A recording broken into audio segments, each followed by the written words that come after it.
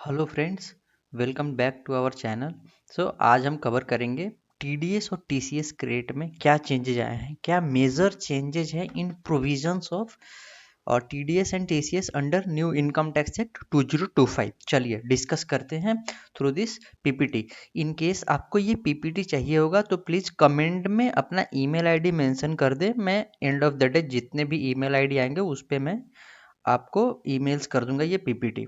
चलिए, अभी क्या इनकम टैक्स एक्ट 1961 में ही रिफॉर्म्स हो चुके थे, लाइक डिजिटाइजेशन, फेसलेस असेसमेंट, तो उसी को कंटिन्यू करते हुए इनकम टैक्स एक्ट 2025 भी डिजिटल, सिंप्लीफाई और यूनिफॉर्मिटी मेंटेन करा है। यूनिफॉर्मिटी तो टीडीएस में बहुत हद तक मेंटेन हुआ है, जैसे कि मैं आपको अपकमिंग स्लाइड्स में बताऊंगा। ऑटोमेशन हुआ है, सारे रिकॉर्ड्स को एज डिजिटल एज पॉसिबल किया गया है। लिमिट भी इन लिमिट भी इंट्रोड्यूस करा गया है फॉर रिवाइजिंग टीडीएस रिटर्न्स। पहले क्या होता था, टीडीएस रिटर्न हम टीडीएस डिडक्ट कर देते कभी कभी at the time of payment में भी, बट अभी क्या न्यू इनकम टैक्स एक्ट 2025 में टीडीएस और टीसीएस दोनों को लाइबिलिटी डिडक्ट और कलेक्ट करने का जो लाइबिलिटी है, which ever is earlier, date is payment और receipt, which ever is earlier पे ये किया गया। इससे क्या है, यूनिफॉर्मिटी आया है। इससे बेनिफिट क्या होंगे, अकाउंटिंग बुक्स अच्छे से मेंटेन कर पाओगे, कंफ्यूजन नहीं रहेगा, रेवेन्यू प्रोटेक्टिव मॉडल है फॉर दी गवर्नमेंट। नेक्स्ट देखो, अब लास्ट ईयर तक क्या था, टीडीएस के बहुत सारे सेक्शन होते थे, 192, 193, 194, 195, 194 बी सी डी, सब कुछ सेक्शंस होते थे। अभी उन्होंने क्लब करा है, सिंगल इंजन सेक्शंस करा है, 393, 392, 394।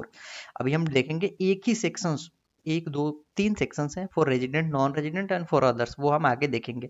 जितने भी टीडीएस सेक्शन थे उन्होंने इनको चार टेबल में ऑर्गेनाइज किया गया है। पहला सेक्शन है पेमेंट टू रेजिडेंट, पहला टेबल है, चार टेबल है, चारों टेबल में एक एक करके डिस्कस करते हैं।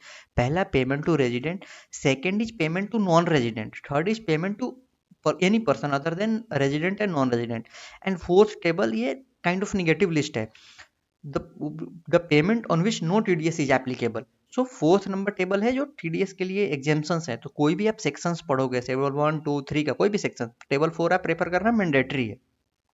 पहले सेक्शंस में ही लिमिट, सेक्शंस में ही निगेटिव लिस्ट, सब कुछ होता था, किस पे टीडीएस कटेगा किस पे नहीं कटेगा। अच्छा, आइए देखते हैं फिर क्या ओल्ड स्ट्रक्चर में मल्टीपल स्कैटर्ड से सेक्शंस है, 94 A B C D ऐसे करके। न्यू सेक्शंस में क्या है, तीन सेक्शंस है बस। 392 फॉर सैलरी, सैलरी में सारे एग्जॉस्टिव कवर करता है, सारे सैलरी का, वेदर आप पीएफ का बैलेंस विड्रॉ कर रहे हो, एक्यूमुलेटेड सैलरी है, एरियर सैलरी है, सब कुछ इसी में कवर हो रहा है।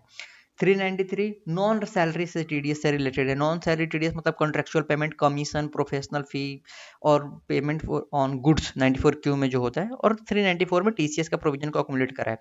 392 टीडीएस ऑन सैलरी, पहले ही बोला है मैंने कि सारे कवर्ड है इसमें, सैलरी के लिए डेडिकेटेड है। ईपीएफ हो, पीएफ हो, अगर आपने स्विच करा है ड्यूरिंग द ईयर तो लास्ट ईयर का कंपनी का अकोमोलेशन हो, अगर आप अपने एम्प्लॉयर को प्रूफ देते हो तो हाउस प्रॉपर्टी का लॉसेस भी एडजस्ट करेंगे।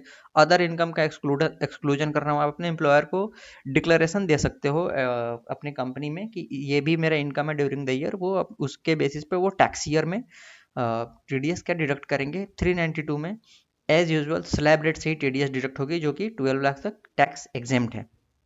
कुछ रूल्स अब हम देखेंगे। अब क्या क्या क्या सेक्शंस वाइज चेंज हुए हैं। 193 इंटरेस्ट में पहले क्या था, रेजिडेंट इंडिविजुअल को अगर कोई public company that is listed company 10,000 से ज़्यादा पे कर रही होती है, रेजिडेंट इंडिविजुअल और एचयूएफ को, तो 10,000 से एक्सीडिंग लिमिट पे टीडीएस डिडक्ट होता था। अभी भी 10,000 का लिमिट है, बट ऑल रिसिपिएंट है, दैट इज इंडिविजुअल इंडियन का भी और फॉरेन का भी। HUF form company institution, company भी अगर इवन इंटरेस्ट ले रही होती है किसी से डिवेंचर पे, तो उस पे भी टीडीएस एप्लीकेबल हो जाएगा। सेक्शन 193 को अभी इन्होंने 393 में मूव करा है। मूव 393 एक ब्लैंकेट सेक्शन है for other than salary. Motor accident compensation में अर्लियर क्या होता था, पेमेंट बेसिस पे टीडीएस डिडक्ट होता था और वो एक्सीडिंग 50,000 था। अभी क्या इक्वल टू मोर देन कर दिया गया है, वो अभी क्रेडिट और payment which ever is earlier पे। अब ये गवर्नमेंट के लिए क्या है, रेवेन्यू के लिए, रेवेन्यू सेफ्टी परस्पेक्टिव से जैसे क्रेडिट होगा वैसे उनके पास पेमेंट तो चला जाएगा, but there is a litigation risk की पहले कैसे डिडक्ट कर रहे हो आप। इंटरेस्ट का थ्रेशोल्ड, अभी ये स्लाइड्स डुप्लीकेट है आई थिंक, ये 10,000 लिमिट है, 390 193 सेक्शन, ठीक है। रेड वाले ओल्ड सेक्शंस हैं, ग्रीन वाले न्यू सेक्शंस हैं। इंटरेस्ट का एग्जेम्पशंस है। पहले अगर आप देखो, पहले लॉ ये था कि अगर आप बैंक को या कोऑपरेटिव सोसाइटी को इंटरेस्ट का पेमेंट कर रहे हो तो उस पर टीडीएस नहीं लगता था। नए एक्ट में क्या है, टीडीएस का पेमेंट अगर आप बैंक को कर रहे हो टीडीएस एप्लीकेबल नहीं है, बट अगर आप कोऑपरेटिव सोसाइटी को पे कर रहे हो तो टीडीएस एप्लीकेबल होगा। आई थिंक ये ड्राफ्टिंग मिसमैच है जो कि आने वाले टाइम पे क्लैरिफिकेशन आएगा। और रूल्स में भी अभी तक कुछ कोऑपरेटिव सोसाइटी के बारे में नहीं बोला गया है, बट कुछ ना कुछ अमेंडमेंट आएगा for this interest exemption part for to cooperative society, because cooperative society एक इंपॉर्टेंट पार्ट है फॉर इंडियन डेवलपमेंट। सीबीडीटी का पावर, अभी क्या सीबीडीटी पहले भी with the prior approval of central government देती थी, नोटिफिकेशन गाइडलाइंस इशू करती थी, तो वो बाइंडिंग रहता था टैक्स अथॉरिटी पे और टैक्स पेयर्स पे भी। अभी जो सीबीडीटी का गाइडलाइंस रहेगा वो बाइंडिंग्स नहीं रहेगा, वो जस्ट मेयर एक क्लैरिफिकेशन हो सकता है, एडवाइजरी नेचर का डॉक्यूमेंट्स आप सोच सकते हो। और वो डिडक्टर पे कोई ऑब्लिगेशन ही नहीं है उसको फॉलो करने का, कोई लीगल उसका बैकिंग है ही नहीं करंट एक्ट में। लाइफ इंश्योरेंस पॉलिसी पहले होता था, अगर आप टीडीएस तभी डिडक्ट कर रहे हो तो जब इक्वल टू और मोर देन 1 लाख का लाइफ इंश्योरेंस पॉलिसी होता है। अभी इन्होंने देखो, intent of the section is same, there is nothing change in intent of the section. एक स्मॉल ट्विक है, मोर देन इक्वल टू ना करके सिर्फ एक्सीडिंग 1 लाख कर दिया है, मतलब मोर देन 1 लाख, बस ये सिंपल वन लाइनर चेंज है। एनएसएस विड्रॉल भी सेम, इंटेंट सेम है, exceeding 500 equal to more than 2500 को, मोर देन 2500 पे टीडीएस डिडक्ट होगा, जो 393 सबसेक्शन 3 दैट इज टेबल 3 में कवर्ड है। 94H कमीशन, अब देखो कमीशन तो क्लियरली ही था कि आप 2% से डिडक्ट करोगे after the amendment under section 194H। और 194J में भी ये वेल सेटल्ड प्रोविजन था कि प्रोफेशनल सर्विसेज अगर आप रेंडर कर रहे हो तो 194JB, और टेक्निकल है तो JA में डिडक्ट करोगे। अभी क्या प्रोफेशनल सर्विसेज का जो डेफिनेशन आप देखोगे, अगर new act income tax act 2025 में, तो प्रोफेशनल सर्विसेज एडवर्टीजमेंट को एक्सक्लूसिवली प्रोफेशनल सर्विस का डेफिनेशन में कवर करा हुआ है। तो एडवर्टाइजिंग अगर आप कर रहे हो कहीं पे तो 194C में होगा। अगर कोई एडवर्टाइजर सर्विसेज लेता है प्रोफेशनल सर्विसेज, लाइक अगर कोई प्रोफेशनल सर्विसेज दे रहा है किसी एडवर्टीजमेंट के लिए, तो वो जो टीडीएस डिडक्ट होगा वो 94J में डिडक्ट होगा। अब कोई भी ये एम्बिग्यूटी रहा नहीं, पहले एम्बिग्यूटी पहले भी नहीं था, वेल सेटल्ड था 1961, बट अब सिंस ये डेफिनेशंस में कवर्ड है तो लिटिगेशन जो लोअर लेवल पे पहले हो जाती थी उसके भी चांसेस बहुत कम है ही नहीं है इनफैक्ट।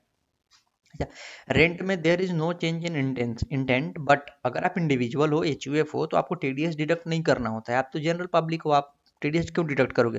बट इस बार क्या इनकम टैक्स एक्ट 2025 में लिमिट इंट्रोड्यूस किया गया है कि अगर कोई इंडिविजुअल एचयूएफ भी फैक्ट्री बिल्डिंग, लैंड जो कि एनेक्स्ड हो अपार्टमेंट टू डेट बिल्डिंग, और फैक्ट्री लैंड हो, वेदर वो टैक्स ऑडिट के लिए एप्लीकेबल हो या नहीं हो।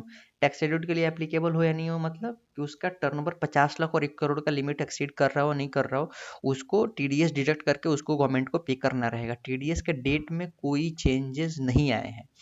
इसका इंटरप्रिटेशन मैंने बगल में आपको लिखा है, अकॉर्डिंगली एवरी इंडिविजुअल एचयूएफ मतलब कोई भी इंडिविजुअल, कोई भी पर्सन जिसका टर्नओवर और ग्रॉस रेशियो एक्सीड नहीं कर रहा हो 1 crore 50 lakh in case of profession in the immediately preceding financial year, पिछले साल का, liable to deduct tax on rent payment.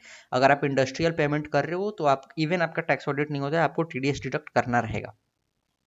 Compulsory acquisition में लास्ट टाइम तक, अभी बोल रहा हूँ, कंपल्सरी इक्विजिशन अगर एग्रीकल्चरल लैंड का है तो एग्जेम्प्ट है, उस पर टीडीएस एप्लीकेबल नहीं है। Old law new law no change, बस इतना चेंज है कि अब क्या पेमेंट और credit which ever is earlier पे टीडीएस डिडक्ट होना है। दैट्स वाई पहले पेमेंट पे ही होता था कंपल्सरी इक्विजिशन में, अभी क्या ऑन पेमेंट और credit which ever is earlier पे डिडक्ट होगा।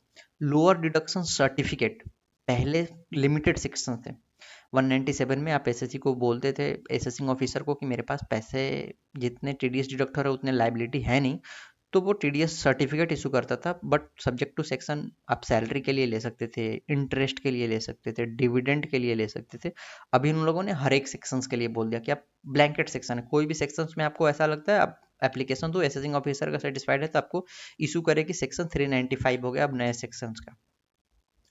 कैश विड्रॉल बेसिकली एक कंप्लायंस रिमूव किया है बजट बैंक से, और ये इनलाइन विद सिमिलर अमेंडमेंट जो बजट फिनांस एक्ट 2025 में आया था। पहले क्या था कि अगर आप टीडीएस रिटर्न लास्ट 3 साल का फाइल नहीं करते हो और 20 लाख से ऊपर का टीडीएस कैश विड्रॉ करते हो तो आपको टीडीएस 2% का रेट लगता था नॉर्मल केस में। अगर आप पैन वैन नहीं है तो 5% का लगता था। बैंक का क्या होता था, बैंक हर बार 3 साल का चेक कर रही होती है कि इंडिविजुअल 3 साल का ITR फाइल किया है नहीं किया है। अब भी बैंक में जाते थे तो most of the times they are asking for 3 years ITR। अब ये रिमूव कर दिया गया है। नाउ 1 करोड़ का लिमिट है, there is no change in intent. अब क्या 20 लाख से ऊपर नहीं, अब हायर लिमिट सबको अवेलेबल रहेगा 1 करोड़ रुपया। TDS करेक्शन स्टेटमेंट पहले हम 6 साल तक फाइल कर सकते थे। नया लॉ आया है, अब आपको फर्निश करना पड़ेगा विद इन 2 ईयर। 2 ईयर में आपको कंप्लायंसेस को सारे कंप्लीट करने पड़ेंगे करेक्शन से रिलेटेड। इस देखो 2 ईयर जो बोला है गवर्नमेंट ने, ये TDS लिमिट 1 अप्रैल 2026 से इफेक्टिव है। मतलब ऑल पेंडिंग TDS के करेक्शंस जो हैं 23-24 फाइनेंशियल ईयर से, वो आप 31 मार्च 26 तक करोगे। आफ्टर दिस करेक्शन एक्सेप्ट नहीं होगा। अब करेक्शन एक्सेप्ट नहीं होगा मतलब क्या, डिमांड रहेंगी। तो गवर्नमेंट ने इसको रिमूव करने के लिए आप बस डिमांड पे कर सकते हो। डिमांड पे के लिए चलान टैगिंग का ऑप्शन वहाँ पे रहेगा, मतलब अलॉन्ग विथ इंटरेस्ट आपको पे करना पड़ेगा चलान। उसके बाद आप सेटअप कर सकते हो जो भी डिमांड है। डिमांड चेक करो, करेक्शन फाइल नहीं होगा, बस एक ऑप्शन है, अभी भी ट्रेसेस में ऑप्शन है चलान टैगिंग का, बस वो आप कर सकते हो ऑनलाइन।